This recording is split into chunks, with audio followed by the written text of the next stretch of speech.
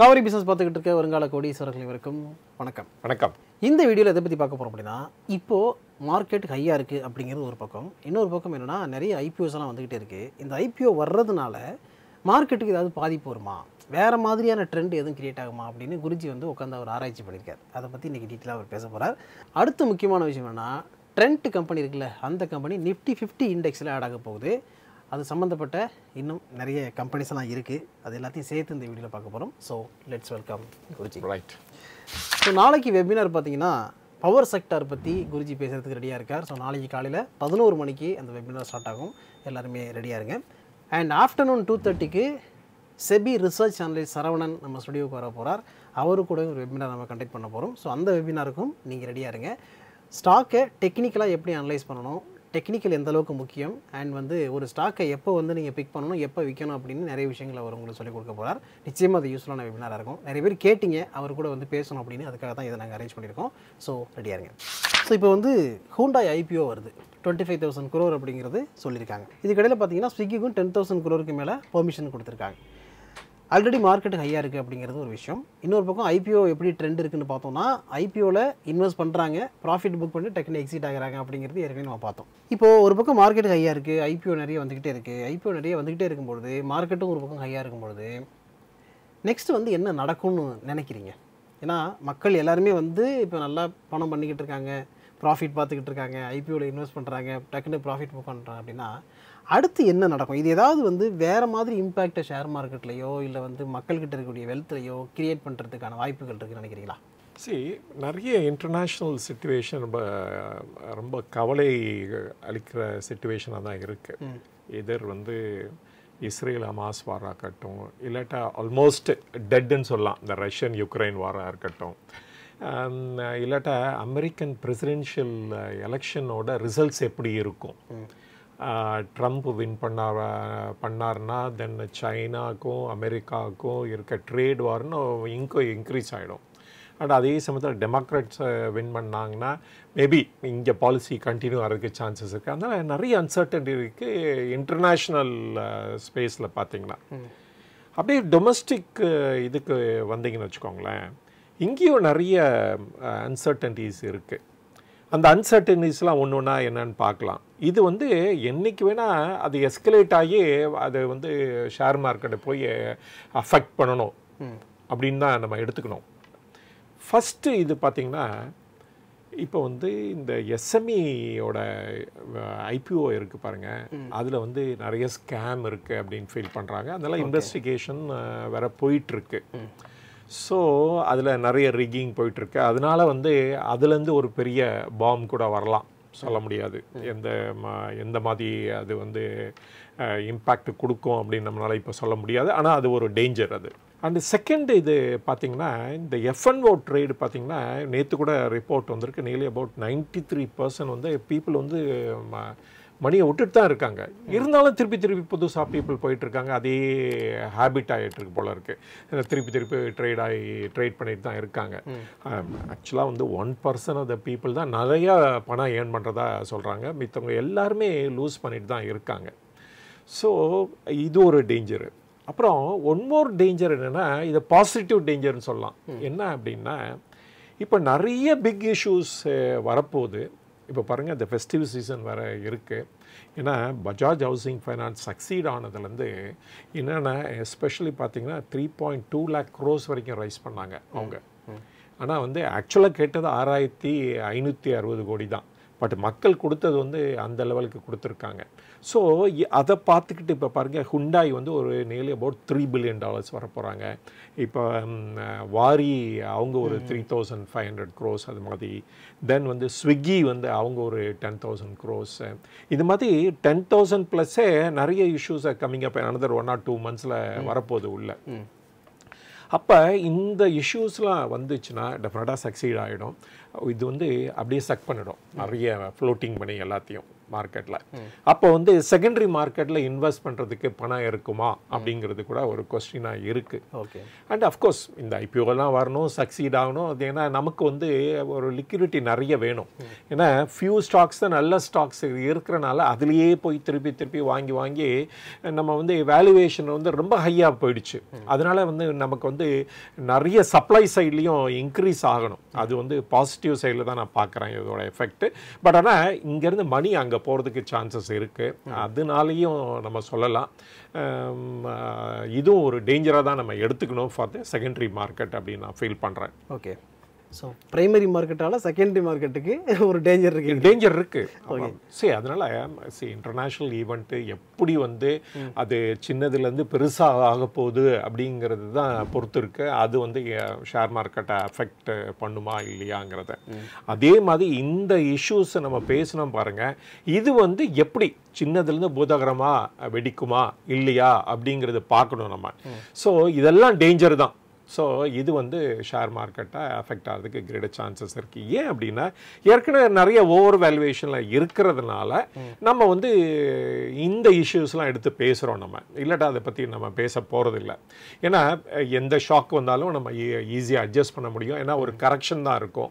Not வந்து ஒரு பெரிய ஃபால் இருக்கிறதுக்கு சான்ஸ் இல்லை. ஆனால் இப்போ வந்து இந்த இஷ்யூஸ்லாம் பேசணும் பாருங்கள். ஏதாவது ஒன்று பூதகரமாக வெளியாச்சுன்னா தென் வந்து ஷேர் மார்க்கெட் ஒரு பெரிய அடி வாங்கும் அப்படின்னு தான் நான் ஃபீல் பண்ணேன். ஓகே. அடுத்து நம்ம வந்து ட்ரெண்டை வெல்கம் பண்ணலாம் நிஃப்டி 50க்கு. ஆமாம். ஓகே. ஒன் ஷேர் நான் மிஸ் பண்ணேன். தோ அனலைஸ் பண்ணி எல்லாம் இது பண்ணனால. அண்டு இருந்தால் கூட ஏன்னா அந்த டைமில் வந்து நான் 22 நினைக்கிறேன். அப்போ வந்து நம்ம அனலைஸ் பண்ணோம். அப்போ 1100 அது மாதிரி தான் இருந்தது அந்த இஷ்யூ. ஸோ அப்போ வந்து நம்ம வீடியோ கூட போட்டோம். And I missed it. அதுக்கு ஓவர் வேல்யூவேஷனுங்கிற அந்த பேசிஸில் தான் மிஸ் பண்ணது. ஏன்னா அப்போ தான் ஃப்ரெஷ்ஷாக வந்து அந்த யுக்ரைன் ரஷ்யன் வார்லாம் இம்பேக்ட் க்ரியேட் பண்ணிகிட்டு இருந்தது. எல்லா ஷேரும் கீழேயே போயிட்டு இருந்தது. அதனால் ஒரு டவுட் இருந்தது. சரி, இதை ஏன் போய் வாங்கணும் இப்போ இவ்வளோ ஹை வேல்யூவாக இருக்கிற ஸ்டாக் அப்படின்னு நினச்சேன் நான். இப்போ அப்படி தான் இருக்குது. ஆமாம், இப்பயும் அப்படி தான் இருக்குது. அண்டு இந்த ஷேர் பார்த்தீங்கன்னு வச்சுக்கோங்களேன். ஸோ இந்த ஷேர் வந்து 10 வருஷமாக பார்த்தீங்கன்னா மோர் தென் 150 PE தான் இருக்குது. அது மட்டும் ஞாபகம் வச்சுக்கணும். என்றைக்குமே குறைஞ்சு கோட்டாகவே இல்லை. அண்டு அப்புறமேல் பார்த்தீங்கன்னா இன்றைக்கி ப்ரெசன்ட் PE ரேஷியோ பார்த்தீங்கன்னாலும் 216 கிட்ட இருக்குது. அதுவும் ஹை வேல்யூவாக தான் இருக்குது. ஸோ அதனால் PE மட்டும் நம்ம பார்க்கக்கூடாது. தெர் ஆர் அதர் ஆஸ்பெக்ட்ஸும் நம்ம பார்த்து வாங்கிறது பெட்டர் அப்படின்ட்டு. See, for example, the valuation side is very high. Okay. Other aspects என்ன மேனேஜ்மெண்ட் ஒரு பெரிய வெல் எஸ்டாப்ளிஷ்டு காங்க்ளமரேட் அந்த இதுலேருந்து வர கம்பெனி. அதனால எடுத்துக்கலாம். ஓகே, பிளமிஷ்லெஸ் ரெக்கார்ட் இருக்கும். எந்த வித கவர்னன்ஸ் இஷ்யூ என்றைக்குமே வரப்போகிறது இல்லை அப்படின்னு எடுத்துக்கலாம் நம்ம. அண்ட் பிகாஸ் டாட்டாவோட குரூப்பாக இருக்கிறனால நம்ம அதை வந்து கிளியராக சொல்லலாம். அந்த மாதிரி கவர்னன்ஸ் இஷ்யூ இதில் வரப்போகிறது இல்லை அப்படின்ட்டு. சரி, பை இதில் வந்து ஒரு கொஸ்டின் உங்களுக்கு கேட்கலாம். ட்ரெண்டுனா அது வந்து வாட் இட் ஸ்டாண்ட்ஸ் ஃபார் அப்படின்னு சொல்லுங்கள் பார்க்கலாம். தெரியல. இது வந்து டாட்டா ரீட்டைல் என்டர்பிரைஸ் அதுதான் ட்ரெண்டுன்னு வச்சுருக்காங்க பேர். இதோட பர்ஃபார்மன்ஸ் பார்த்தீங்களா, இப்போ மேனேஜ்மெண்ட்டை க்ளீன் சிட் கொடுத்துட்டோம். நெக்ஸ்ட் வந்து இதோட பர்ஃபார்மன்ஸ் எப்படி பண்ணுறாங்க அப்படின்னு பார்த்தீங்கன்னா, நீங்கள் 10 இயர்ஸ் எடுத்துக்கோங்க. எக்ஸப்ட் 1 இயரை தவிர ரெவென்யூவும் க்ரோ ஆகிருக்கு. தென் வந்து இபிட்டா மார்ஜினும் க்ரோ ஆகிருக்கு. தென் வந்து அவங்களோட ப்ராஃபிட்டும் க்ரோ ஆகிருக்கு. ஸோ எல்லா பேராமீட்டர்ஸில் பார்த்தீங்கன்னா நல்லா தான் அங்கே இருக்கா. அதுவும் எக்ஸப்ஷனலி க்ரோ பண்ணியிருக்காங்க. இந்த சார்ட்டை பார்த்தாலே தெரியும். ஓகே. அண்டு எல்லா பேராமீட்டர்ஸ்லையும் அவங்க க்ரோத் காமிச்சிட்டே இருக்காங்க. ஸோ அதுதான் முக்கியமானது. அவங்க வந்து இது இல்லாமல் பேஸ் இல்லாமல் க்ரோ ஆகலாம். ஸோ ஃபண்டமெண்டலி ஸ்ட்ராங் கம்பெனி தான் அப்படின்னு சொல்லணும். ஆனால் இவங்களுடைய யூனிக்னஸ் என்ன அப்படின்னா, இந்த ஃபண்டமெண்டல்லே நம்ம அனதர் யூனிக்னஸும் பார்க்கணும். இவங்களுடைய வெப்சைடு ஃபஸ்ட்டு முதல்ல எஸ்டாப்ளிஷ் பண்ணது. அப்புறமேலே ஜூடியோன்னு ஒன்று ஆட் பண்ணாங்க. அப்புறமேல் பார்த்தீங்கன்னா இவங்களுடைய ஓன் பிராண்டு தான் மார்க்கெட் பண்ணாங்க. வெளியிலேருந்து பிராண்டை யூஸ் பண்ணல, ஓன் பிராண்டே மார்க்கெட் பண்ணாங்க. அங்கே எதுவுமே டிஸ்கவுண்ட் கொடுக்கறதில்ல. இதுதான் ப்ரைஸ் அப்படின்னு சொன்னால் அந்த ப்ரைஸுக்கு தான் கொடுப்பாங்க. ஸோ அந்த ட்ரெடிஷனை அப்படியே ஃபாலோ பண்ணிகிட்டே இருந்தாங்க. அதனால் வந்து சேல்ஸ் குறையுது, இன்க்ரீஸ் ஆகுது, அந்த மாதிரி நம்ம பார்க்கவே முடியாது. ஏன்னா இவங்க கொடுக்கறது வந்து ஃபிக்ஸ்டு ப்ரைஸாக இருக்கிறனாலையும் அண்டு ட்ரெண்டிங் ஃபேஷனை இருக்கிறதுனாலையும் ஓன் பிராண்டு இருக்கிறதுனாலையும் அதுக்கு வந்து ஓன் பிராண்ட் இருக்கும்போது என்ன இருக்குன்னா இந்த டிசைன் பண்ணுறதா இருக்கட்டும், இல்லாட்டா ப்ரொடக்ஷன் பண்ணுறதா இருக்கட்டும், இல்லாட்டா அதை மார்க்கெட் பண்ணி விற்கிறதா இருக்கட்டும், எல்லாமே இவங்க கண்ட்ரோல்லே இருக்கும். சரி, மித்த பிராண்டுக்கு நீங்கள் விற்றுட்டு இருந்தீங்கன்னு வச்சுக்கோங்க, அவங்க சொன்ன ப்ரைஸ் தான் நீங்கள் விற்க முடியும், அதுக்கு மார்ஜினும் ரொம்ப சின்னதாக தான் கொடுப்பாங்க. ஸோ அதனால் இவங்க என்ன டிசைட் பண்ணாங்க, முதலேருந்து இவங்களுடைய ஓன் பிராண்ட் தான் விற்கணும் அப்படின்னு டிசைட் பண்ணாங்க. அதனாலேயே இவங்க வந்து அந்த இதை அப்படியே மெயின்டைன் பண்ணிட்டாங்க, அந்த கல்ச்சரை. இது வந்து வெஸ்ட் சைடாக இருக்கட்டும், இல்லாட்டா ஜூடியாவாக இருக்கட்டும். ஆனால் அதே சமயத்தில் இவங்களுடைய ஸ்டோர்ஸும் எக்ஸ்பேண்ட் பண்ணிகிட்டே போனாங்க. நிறைய இடத்துல ஸ்டோர்ஸ் எக்ஸ்பேண்ட் பண்ணாங்க. அந்த நம்பர் பார்த்திங்கன்னா இன்றைக்கி அஸ்ஸான் டேட் வந்து நியர்லி அபவுட் 882 ஸ்டோர்ஸ் இருக்குது இன்றைக்கி. இதில் பார்த்தீங்கன்னா நீங்கள் ஜூடியோவும் வெஸ்ட் சைடும் சேர்ந்து தான் சொல்கிறது. அதில் வந்து ஜூடியோ தான் நிறைய ஸ்டோர்ஸ் இருக்குது. ஸோ அதுதான் நல்ல ரெவென்யூ இவங்களுக்கு கொடுக்குற ஸ்டோராக அமைஞ்சிருக்கு. அண்ட் மோஸ்ட்லி ஆல்மோஸ்ட் ஆல் சிட்டிஸில் இவங்க ஸ்ப்ரெட் ஆகிட்டு இருக்காங்க. இன்னும் வந்து நிறைய சிட்டிஸ்க்கு போக வேண்டியதும் இருக்குது வேறு இந்த ஜூடியோ. ஸோ அதனால் க்ரோத் வந்து இவங்க வந்து they can able to maintain. But வந்து ட்ரெண்ட்னா ஒன்லி ஸ்டூடியோ வெஸ்ட் சைடு மட்டும் கிடையாது. இவங்களுக்கு வந்து one more thing is also தேர்.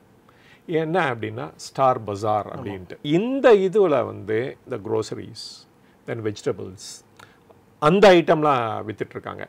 ஆனால் அதுக்கு வந்து இப்போ வந்து ஃபோக்கஸ் பார்த்திங்கன்னா அந்த லெவலுக்கு இல்லை. ஆனால் அதையும் ஃபோக்கஸ் பண்ண ஆரம்பிச்சிருக்காங்க ஆஃப் லேட். ஸோ அதுலேயும் எக்ஸ்பேண்ட் பண்ணிகிட்டே இருக்காங்க. இப்போ 10 சிட்டிஸில் தான் இருக்காங்க, மித்த சிட்டிஸ்க்கெலாம் போகணும் அப்படின்னு ஒர்க் அவுட் பண்ணிகிட்டு இருக்காங்க. இந்த இது க்ரோ ஆரம்பிச்சிச்சு அப்படின்னா தென் வந்து இவங்களுடைய ப்ராஃபிட்டபிலிட்டி அண்டு ரெவென்யூ வந்து ட்ரெமெண்டஸாக க்ரோ ஆகும். ஓகே, ஏன் அப்படின்னு சொல்லிடுறேன் பாருங்களேன். அதாவது இந்த டோட்டல் ரிட்டைல் பிஸ்னஸில் இந்த ஃபேஷன், க்ளோத்ஸ் அதெல்லாம் எடுத்துட்டிங்கன்னா it is only 10% market share தான். ஓகே, க்ரோசரிஸ் அண்ட் ஃபுட் ஐட்டம்க்கு தான் 65%. அதனால் அதில் இவங்க ஃபோக்கஸ் இப்போ தான் ஆரம்பிச்சிருக்காங்க. அதுலேயும் வந்து மார்க்கெட் ஷேரை பிடிக்க ஆரம்பித்தாங்கன்னா, அவங்களோட பெட்டர் பர்ஃபார்மன்ஸ் பண்ண ஆரம்பித்தாங்கன்னா தென் வந்து இவங்களோட ரெவென்யூ வந்து ட்ரெமெண்டஸாக க்ரோ ஆகிறதுக்கு சான்சஸ் இருக்குது. அப்புறம் சம் இன்ட்ரெஸ்டிங் ஸ்டாட்டிஸ்டிக்ஸ்லாம் இருக்குது. அதெல்லாம் வந்து ட்ரெண்ட் வித் அதர் ரிட்டைலர்ஸோட கம்பேர் பண்ணி பார்ப்போம். அப்போ பார்க்கும்போது நமக்கு தெரியும் ரியலாகவே ஸோ எவ்வளோ பெரிய கம்பெனி இது அப்படின்ட்டு. ஓகே, இப்போ ட்ரெண்டோட மார்க்கெட்டுக்கு பார்த்தோம்னா 2.78 லட்சம் கோடியாக இருக்குது.